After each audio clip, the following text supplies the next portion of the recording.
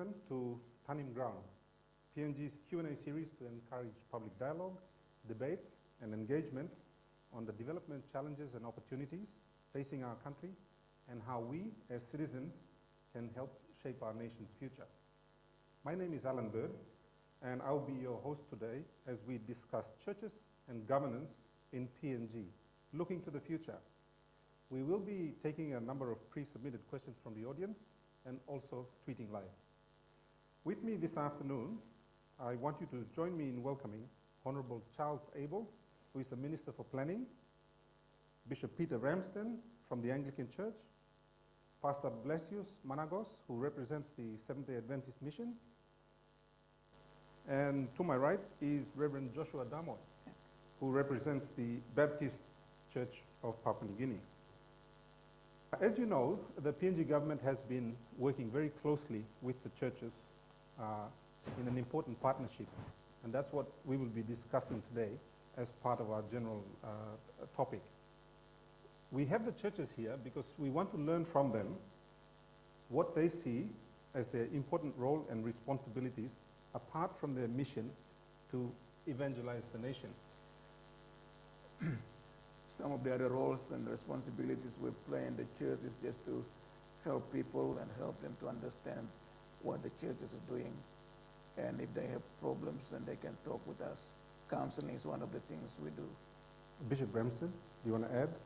Yeah, everyone knows that the work of the church is to preach the gospel.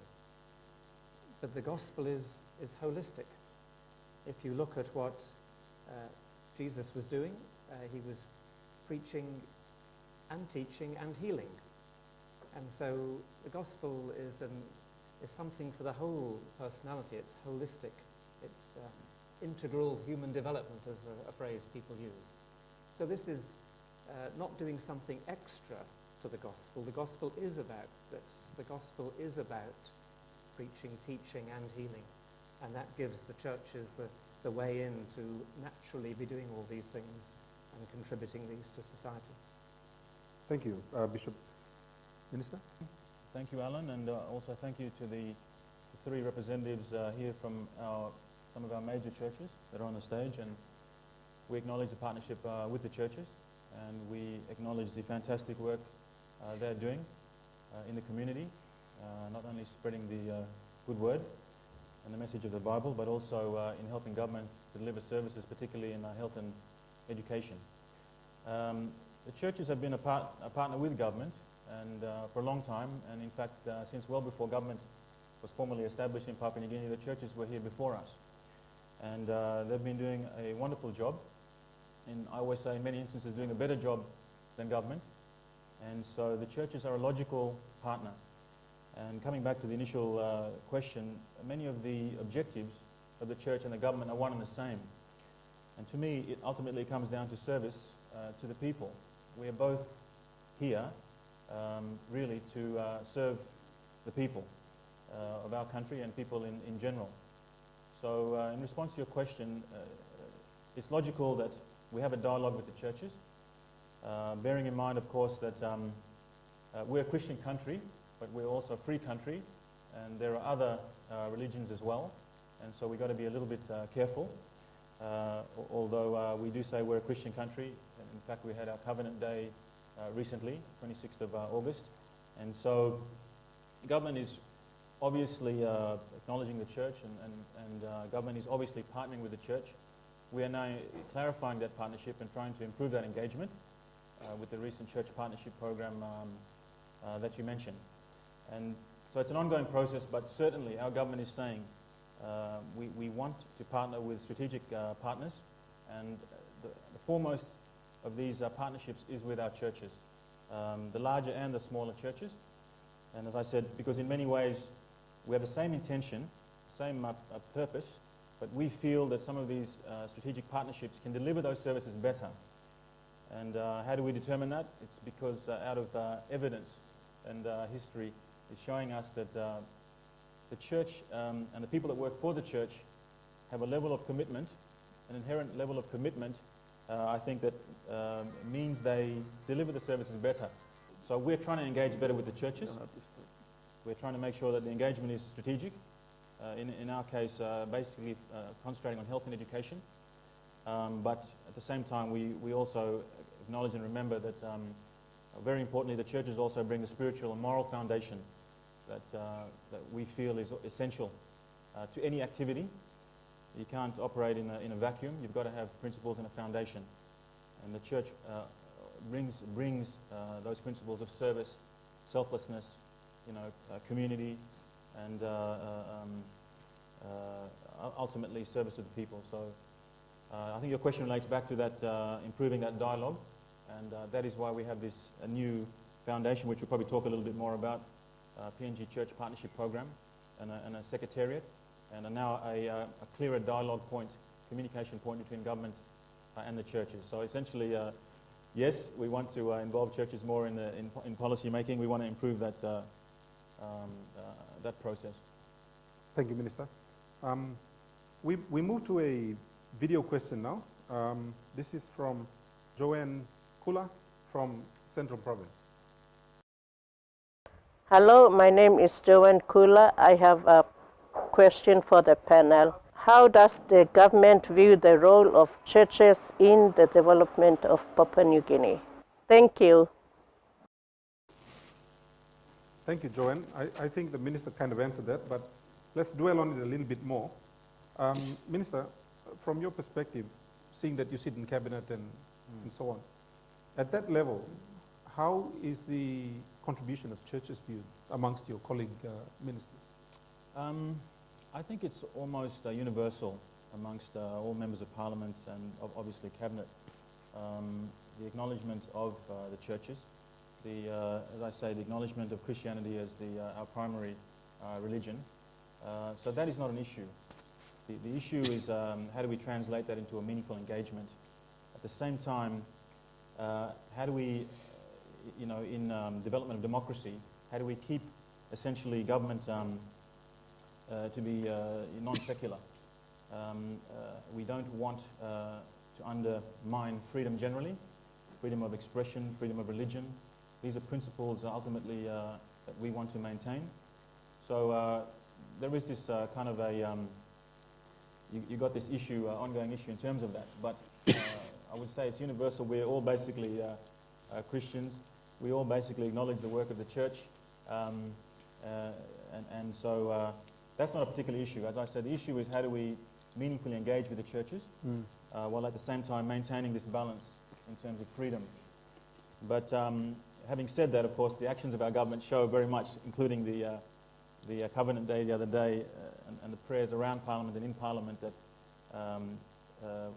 by action we're very much a Christian country, and we very much espouse to the principles, the underlying principles of Christianity, of fairness and giving and love and respect for each other. And I think that's the foundation really of and principles of democracy anyway. So there's a general feeling in Cabinet of the support for the church, acknowledgement of it, and wanting to support the involvement with the churches. We have a CIMC process, as you're well aware. That's a dialogue process with the government, with civil society, which has been ongoing for some time. But if you talk in terms of improving that dialogue, our government has tried very hard, as you know, to support that process, but also refine that particular process into different aspects of civil society. And the churches are one of that. The development partners is also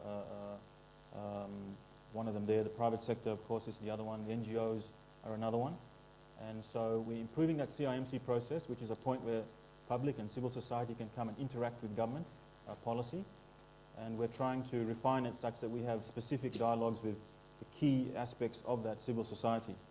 And a lot of what we're doing is coming out of that process. So it's developing a process for better interaction and dialogue, an opportunity for public and the different aspects of public to come and have an input into government policy. So just remember that in terms of dialogue and interaction and listening to what civil society has to say, we have this mechanism in place. It's just that it's been very broad. The regional forums and the National Development Forum that we've been having, we're strengthening that, but also improving in terms of the individual dialogues, and the church partnership program is an aspect of that. And setting up that secretariat and bringing some money to the fore And we'll continue to improve that dialogue process. Of course, it involves a policy input as well. But what we're trying to say is the government is listening. It's an open government. We want contributions. We can't do this development activity on our own. We're struggling, and so we need partnership with everybody, and we need to listen to inputs as well. So the CIMC process, Consultative Implementation Monitoring Council, it's a mouthful. That process is there specifically for that, and we need to support that process. We don't want to have too many interaction points, but we try and reinforce what is there already and improve it. So for those of you just joining us, you're watching Tanim Graun, and we're discussing churches and governance in PNG, looking to the future. We now move to an audience question from John Karani. John, if you're there. My question is asking to Pastor Nabu, and it reads, the separation of church and state has been a long-held position of many churches in PNG. A swift partnership has been established between the churches and the government, as well as donor partners. Do you fear for the independence of the church to make decisions about what type of work it engages in? Thank you. Thank you for that question. We know that all organizations that are established, they're established for a purpose and all this. So they have their unique mission statement, vision statement, value statement as to what they've been established for. In terms of the question and in response to the question, the churches are here basically to be able to provide service delivery. Primarily, their primary call is to be able to share the gospel and that kind of a thing. But in terms of a partnership, it is something that the church would like to get into in terms of partnership, because we are being able to partner together to bring services to the people. And I'm sure that in this arrangement, I don't think we can fear the fact that we can lose our independence in regards to what we stand for as a church, and the Christian churches for that matter. I see that I don't think there is any matter of concern with the regard, because we are here basically to be able to provide those services, despite the fact that we have different reasons as to why we are established, not different reasons, but the purpose as to why we established as a church. But in terms of partnership with the government and with the other civil societies, it's something that we as a church, we look forward to. So that we are basically here to provide that service. So partnership is the way forward. Everywhere around the place, there is a call for partnership. There's a saying that says, no one is an island. You have to partner with someone in regards to what you want to do, and that kind of a thing. So that's my response to the question. So there is no fear of losing independence and all this. Okay, thank you, Pastor. Anyone else from the churches want to say something? Yeah, partnership is, of course, vital, but the church also has to be independent of government, because if you look, just look back into the Old Testament period, and the prophets, spoke to the king.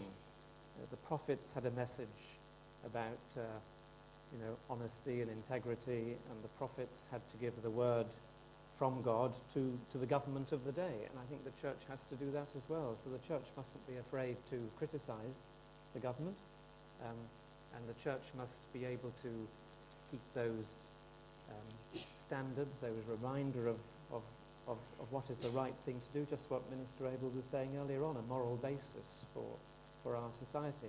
So I think the church has that role to play, and other independent areas of life, like the press, judiciary. These things all need to be safeguarded so that a word can be said to those who are given responsibility of rule and leadership. Thank you, Bishop. One of the works that I have been part of is the moving people from one place to another in the rural areas. The Mission Aviation Fellowship has been doing a lot for the people. In the past, when missionaries were here, that program operated absolutely well.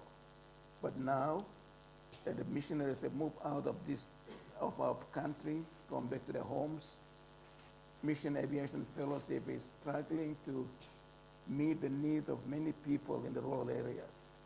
Our number of airplanes are limited. Number of pilots that can help us move people is also limited. And in these areas, I think the government can look into it, and there is requirement for training more people and for aeroplanes, because most of us are dependent on aeroplane, move from one place to another. And this kind of ministry is very important. And I'm sure through the office in Manhattan, there's constant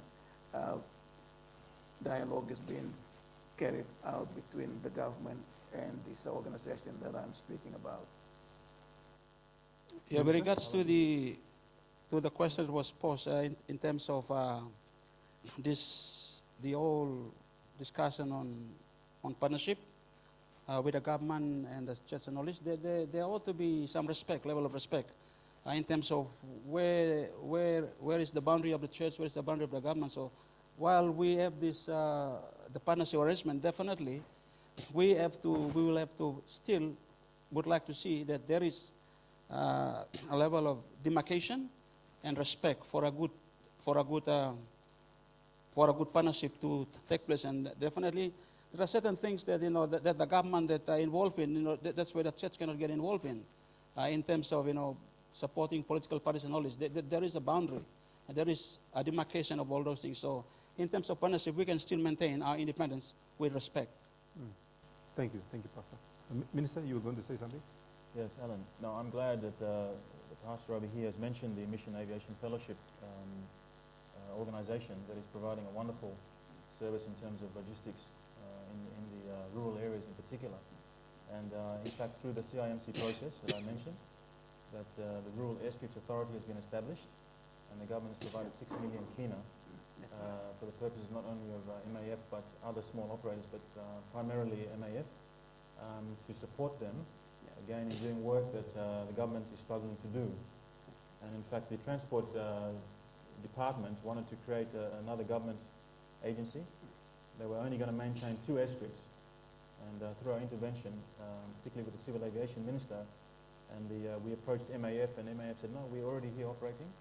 With that money, we can maintain 50 airstrips, set up little arrangements on the ground with the local people, with lawnmowers and so on, windsocks and cones, and we can support the management and running of our aircraft, and we can service 50 airstrips.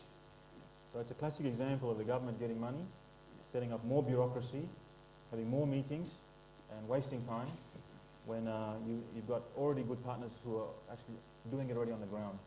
And the MAF is doing a fantastic job, and I'm really pleased that that's an example that the CIMC listening to what the people are saying, and the government through that process engaging with a partner like MAF, committed partner that is doing it, and we just come in with some money and just support them.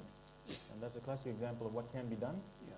And we've got other such arrangements like YM, the medical ship that we've given 4 million kina for to support the youth with a mission to purchase a bigger boat, a floating hospital essentially, to go and service some of the more remote areas that are difficult access by ship, and with young doctors from Australia, volunteer doctors, and also young Papua New Guinean doctors. They can make services more accessible to our people. And so we gave them 4 million. They need 22 million to buy that boat is another example. And some of the other partnerships we're doing with Murray Stopes and so on, Rotary Australia, and of course the main one being the churches. This is all what the engagement in this process is all about.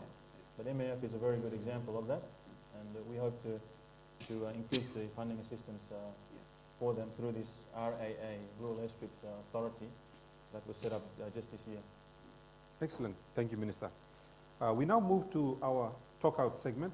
The talk-out segment is filmed with various stakeholders, just to illustrate the discussion we're having. You're with Tanim Graun. Let's go to the talk-out segment.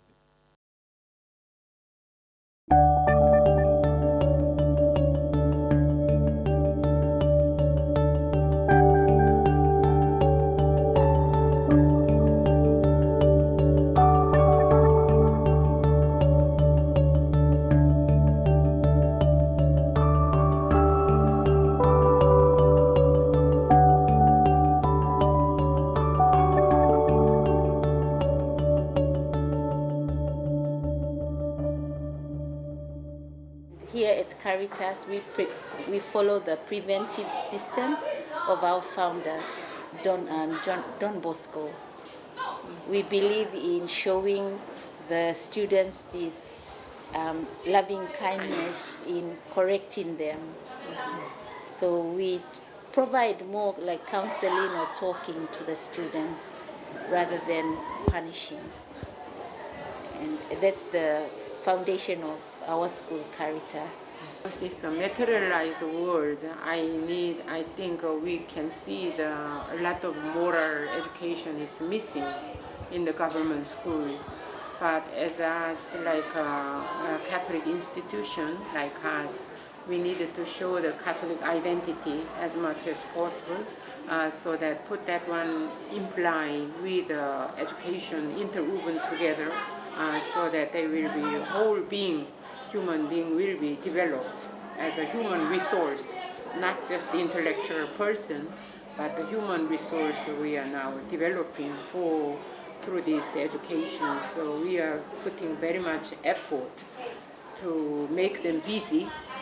For them rather, they can be busy with other things, hand skills, and making them busy. Taekwondo, and also cooking and baking and sewing, all these, so that busy mind cannot be, overcome.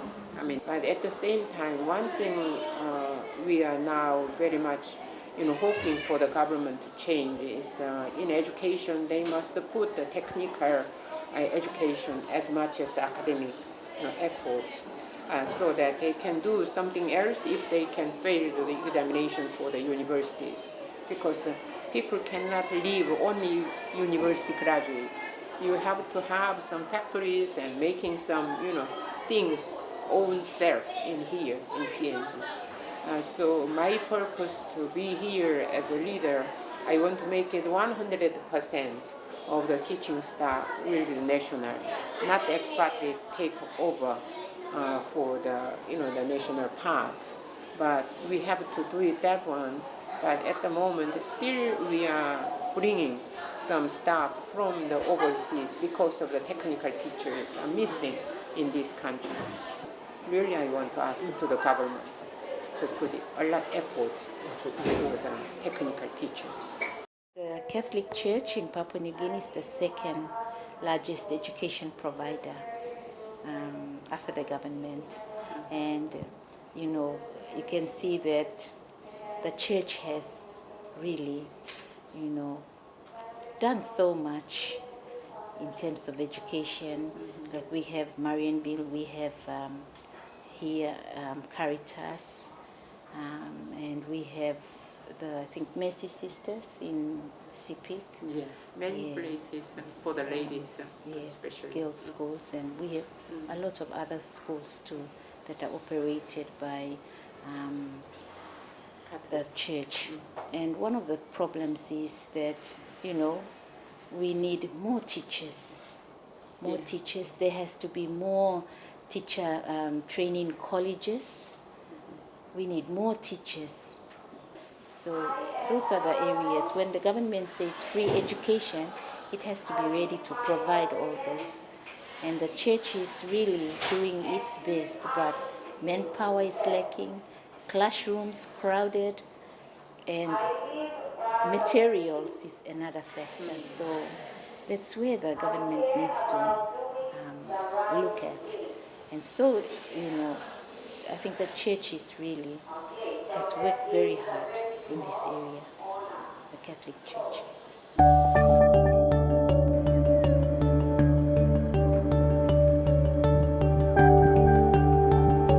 My name is Rachel Tombe. I'm from Enga. Currently, I'm teaching here at Pacific Adventist University. My main role here is position is I'm a senior lecturer as well as a researcher in this institution. And I've been working for the church for the last 20 years. If you look at the Seventh-day Adventist Church here in Papua New Guinea, they're not here for the gospel alone. They also provide services as well for humanitarian needs. And the two most important services they provide is health and education.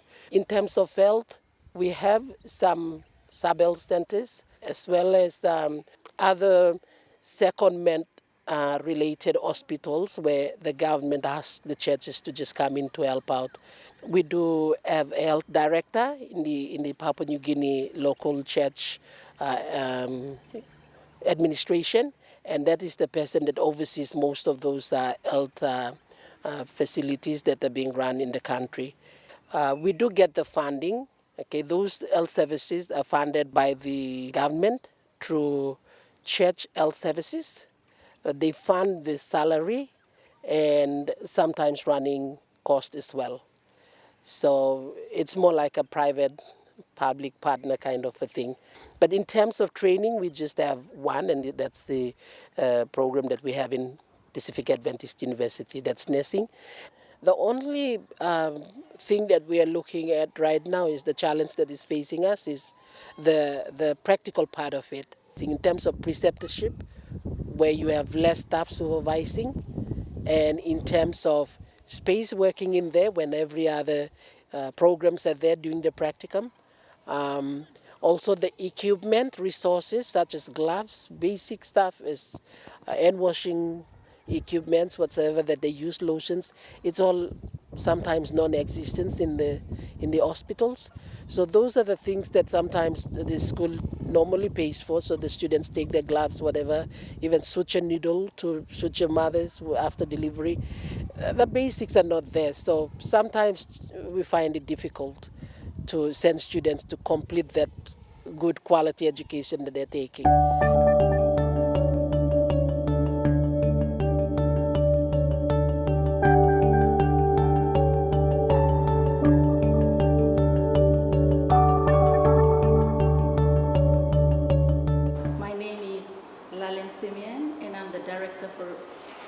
Research and Postgraduate Studies.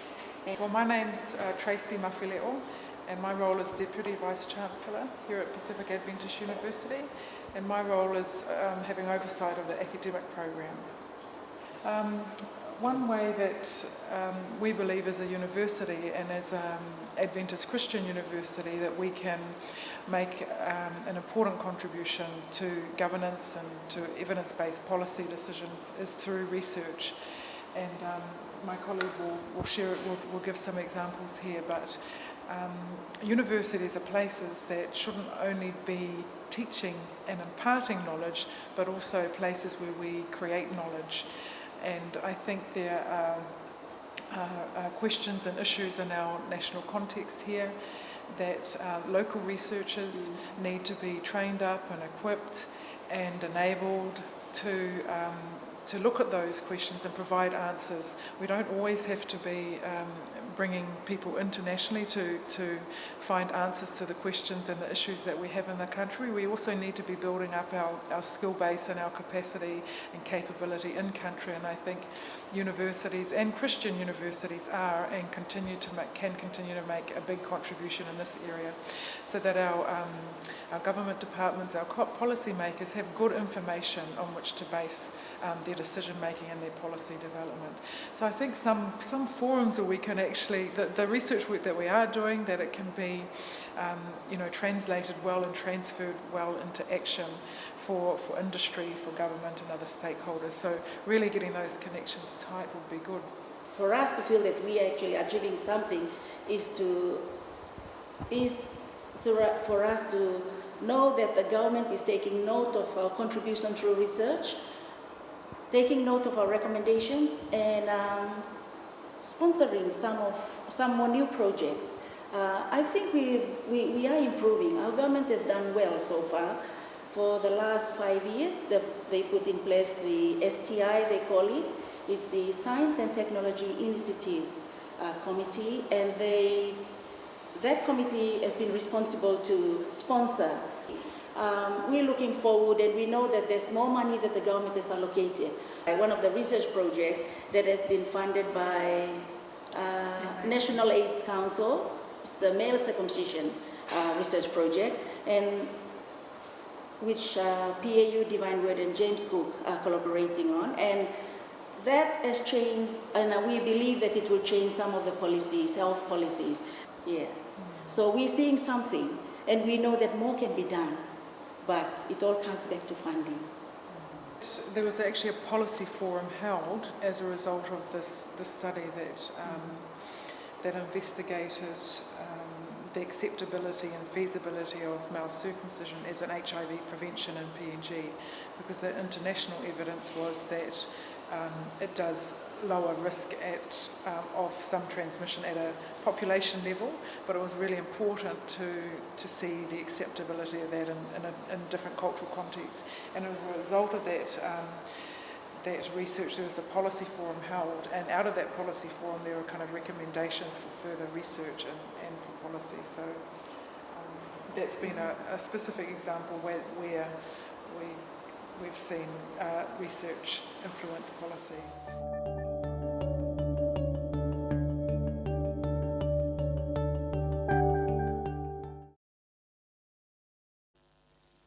That was our Talk Out segment. Welcome back. And we have some special guests in the audience, I think from both Caritas and Pacific Adventist University. So special welcome to you and thank you. Any responses to the video? Minister? Yes, it's just, we're grateful to people like this, Sister Florentina and the lecturer and the other good people that are doing this fantastic work out there. As I say, these are dedicated and committed people, and they're doing a fantastic job out there. And you can hear some of the things they're saying, talking about government acknowledging what they're doing, and also, of course, coming back to funding again. But just to remind us that the partnership program that we have and the funding that is provided, the basis for the funding is based on relative levels of services provided within health and education.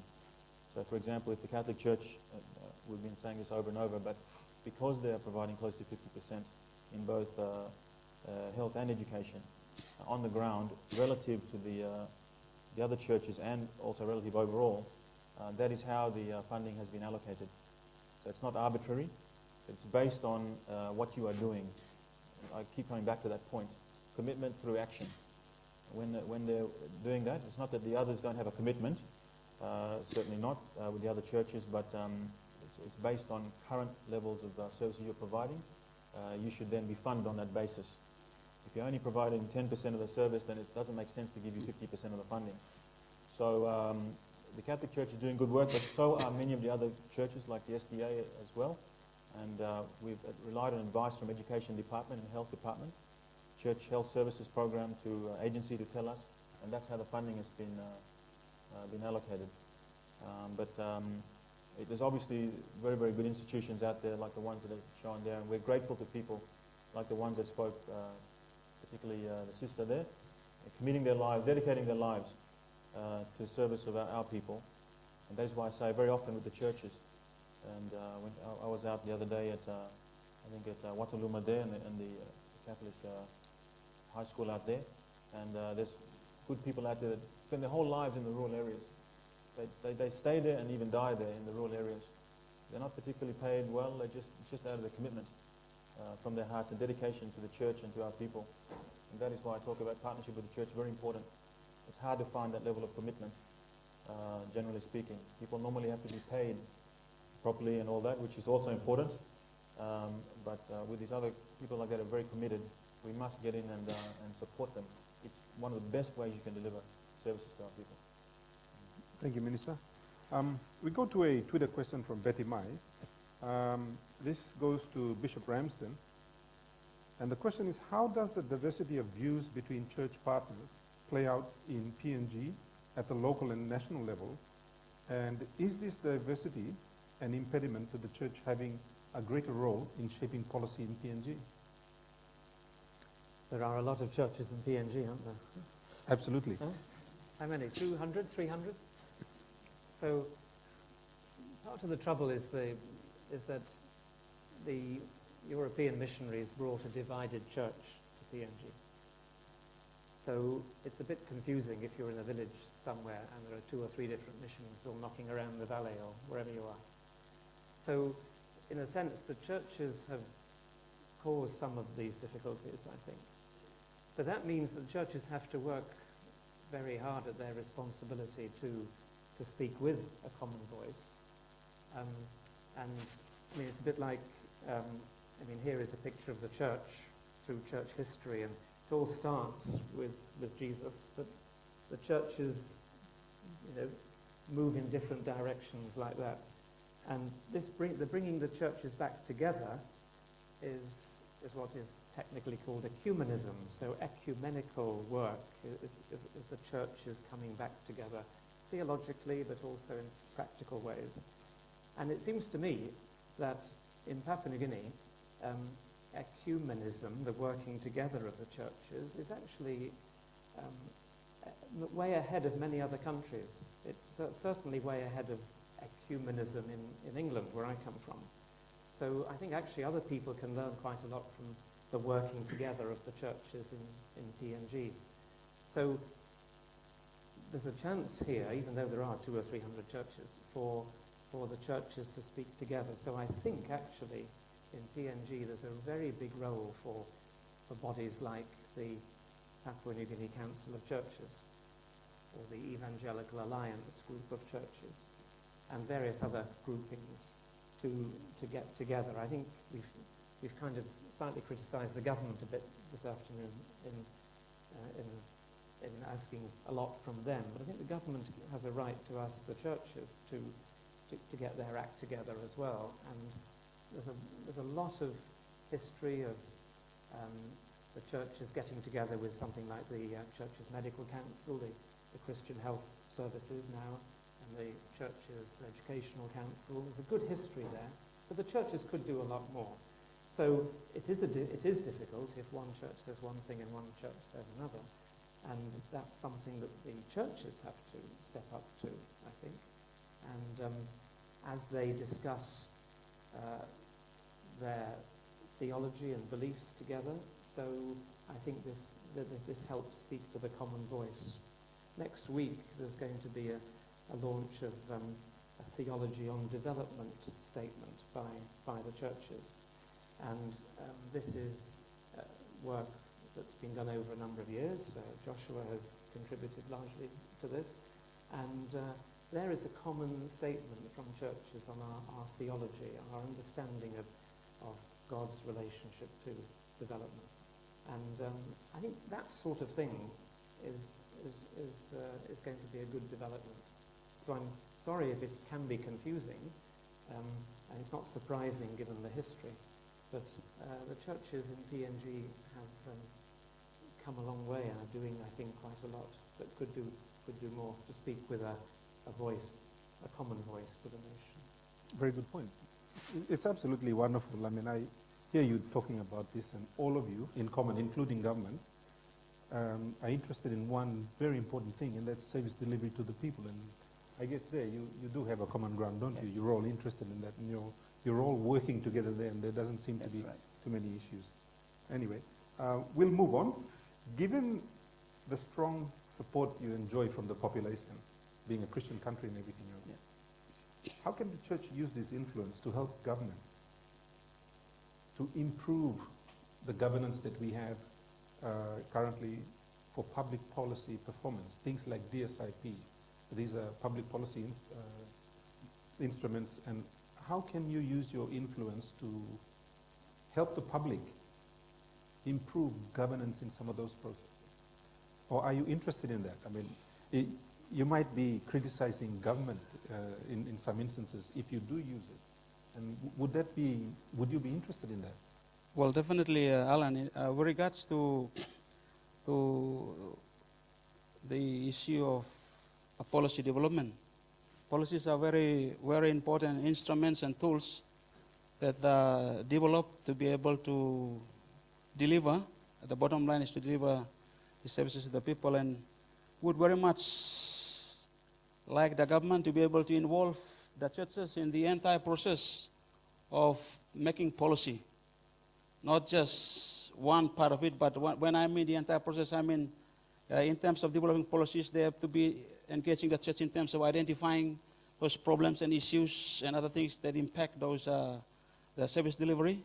It has to, as well as include the church actively in terms of the formulation of the policies and that kind of a thing, and review and amendments of policies, and the communication of the policies as well. So we would like very much that the government would involve us in the entire process, instead of just coming up and okay, there is a policy with regards to this SMA and all this, but it should be something that churches in partnership with the government could be able to contribute a lot more meaningfully in terms of the engagement of the churches, and not only the churches, but the other civil organizations for that matter, so that we could be able to not, the government has the mandate to make policies, but we can be able to have an influence.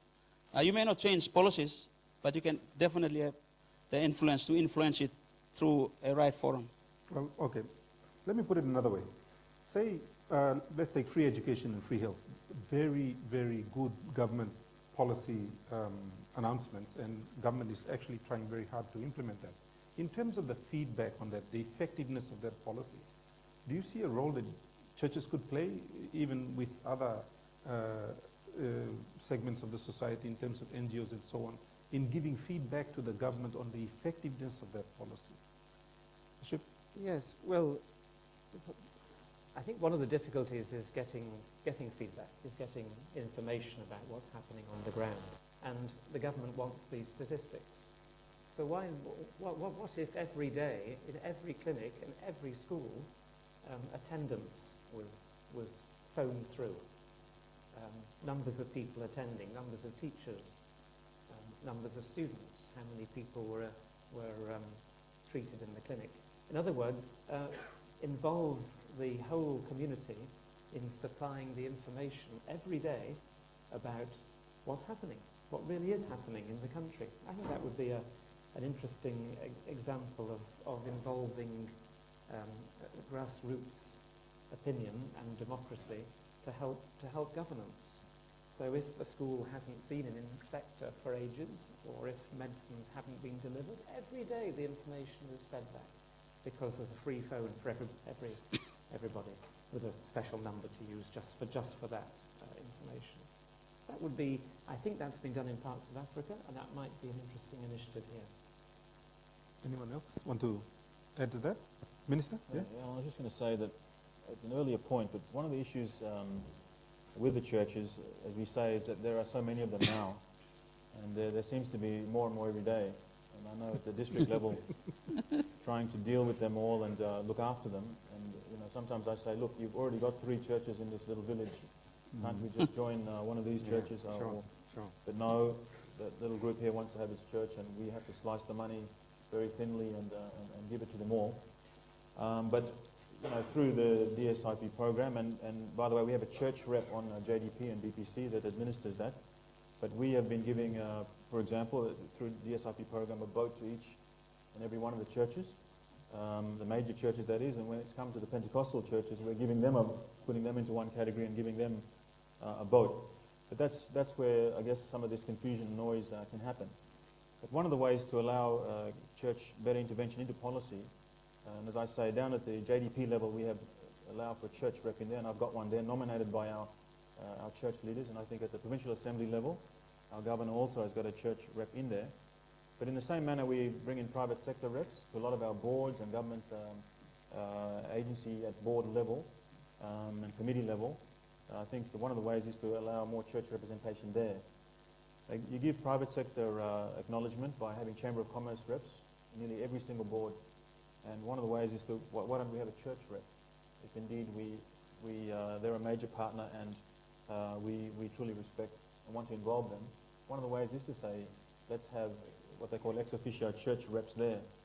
The question will be then who represents the churches and who nominates the particular person that comes on there.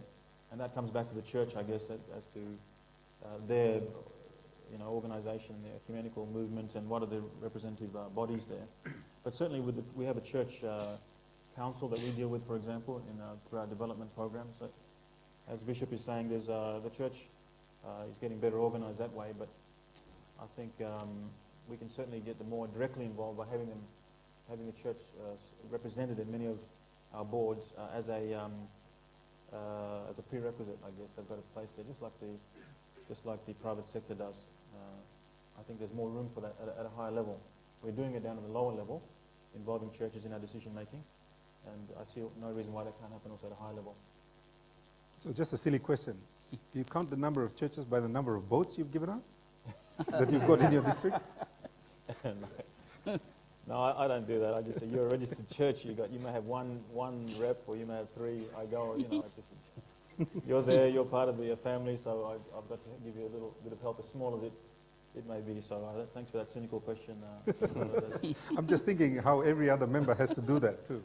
So what do the churches see as the three most important things in improving governance in PNG? And does this reflect the community's view? One thing I believe is that the church to play the role of making sure that our conscience is clear when we're making decisions, and that we are moving the way that God wants us to move. We need to understand that we are all human. There's no one human being is perfect, and therefore we need to help each other. We need to understand one another. And I think there are these areas of belief that we're not discussing that, but those beliefs are important. When we say we are a Christian nation, then we must take belief seriously for ourselves, all across the board, government people. But who are government people? They are just our people, and they are our leaders, but they're part of us together, and we are also part of them. And we shouldn't see, well, this is government, this is church, but we should really say, well, where we are not in oneness, then let us see what we can do to improve one another's thinking. But where we are one in what we're thinking about, let us support each other. I think that's the way we should be, moving. One area, I think, is in that area of helping each other to understand our belief properly. Coming to a close now, because we're running out of time, but Minister, I just want to ask you, in terms of government thinking, the importance of the partnership that you have with the churches in service delivery, how do you see this progressing in the future? Well, I would hope, as a planning minister, that we've set a tone now that demonstrates that government is very much interested in improving the relationship with the churches. Just coming back to an earlier issue that the previous question raised, and the importance of how churches can influence governance. And to me, it comes down to a personal commitment. We talk about personal responsibility and development. It comes down to leaders, starting from the leaders actually practicing Christian principles. To me, that's the first thing. So we talk about the moral vacuum, and we talk about how, despite being a Christian country, we have all these issues. And a lot of these issues come back to corruption and selfish leadership at all levels. And so, to me, it doesn't reconcile. We keep talking about Christianity. We have so many churches. We attend church and we sing and jump up and down. And yet, on the other side, we have all these issues that relate to actions that are completely the opposite to the principles of Christianity. And I don't know how this reconciles, but to me, the starting point is each and everyone making a personal commitment to live truly Christian lives. That's the starting point. It doesn't matter how many policies and how many governance institutions you have. If there isn't a genuine commitment to be honest and transparent and hardworking and all those principles in our lives, then it doesn't matter. Those institutions will never work. So the starting point is to truly make a commitment. To me, that's the starting point. To our children, that we're going to truly practice Christian lives. Rather than talking about Christianity and then we go and behave differently. And I always say that. That's the fundamental issue. If we can all change ourselves individually, you will greatly transform this country, automatically to me. And it's a constant battle fighting against this disease of corruption. Constant battle. And yet we call ourselves Christians. So there's a real issue there which comes back to personal commitment, genuine commitment, where just because you do things properly, not because you're going to get punished or there's a law or something like that, but because you've got a genuine commitment. And to me, nothing will go right unless you get that process going. And that's what's at the heart of our responsible development strategy that we are driving. Sustainable responsible development. It's a personal commitment to development and to Papua New Guinea. Starting from that point, the engagements and the governance and everything else flows. But certainly while our government is around, we are genuine about this commitment. We hope to increase the funding. We hope to make more strategic partnerships.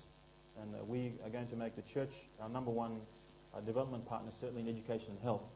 But starting with the Christian principles, and then specifically under education and health, we're going to expand this program. If we can engage the churches better in policy development and so on, then we're very open to that as well. The question is, how do we do that? The church is getting better organized, and government also getting better organized and being more open, and bringing church representation into the various policy spheres, you know. And that can be something that can be dialogued and processed through CIMC. But just to say that, you know, we are all in sync in terms of the moral principles of the church. It's the question is, how do we translate them through? And if we live Christian principles, the issues of education and health and all these things will be much improved. And the wastage and everything else that the government is struggling with will be greatly improved. So I just want to say today and remind us all that this engagement and partnership with the church is very important.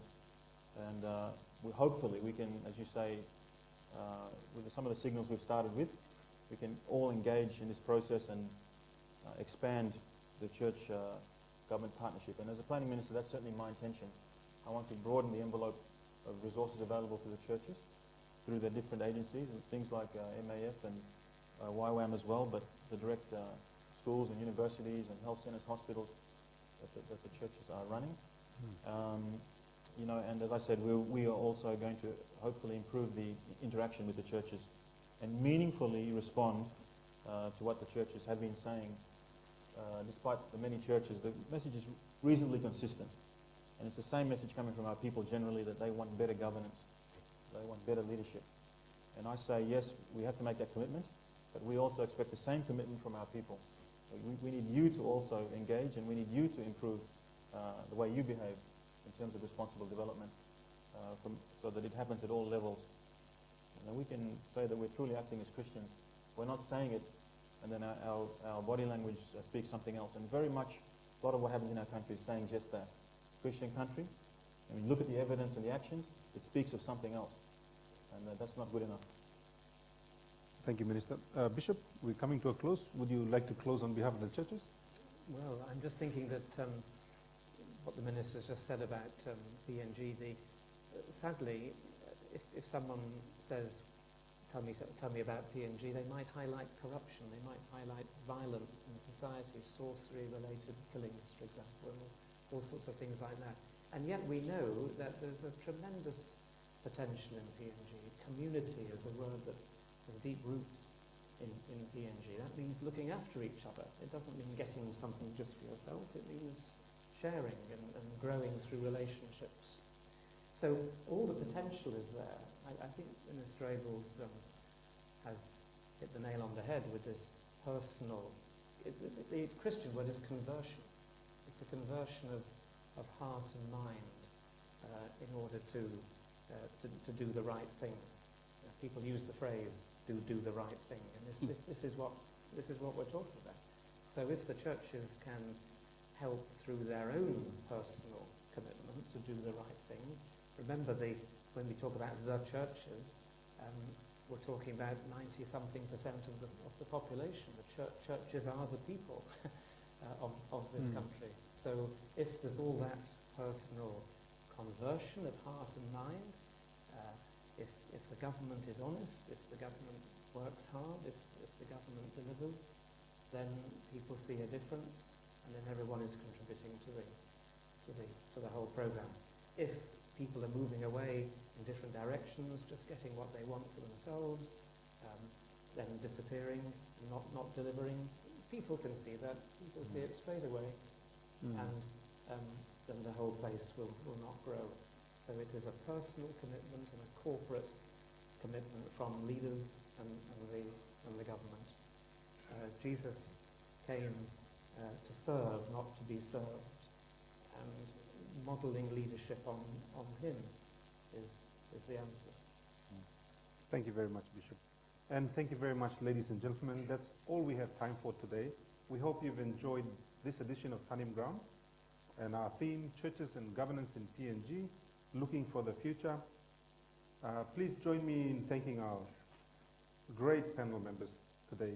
And let me just say, I failed to say this in the beginning, Minister Charles Abel actually came from Parliament to join us, so we are extremely grateful that he could make the time. Thank you, Minister Abel. Thank you, Bishop Peter Ramsden, Pastor Managos from the Adventist Church, and Reverend Joshua Damoy from the Baptist Church. My name is Alan Bird, and thanks for joining us. We look forward to seeing you next time. And remember,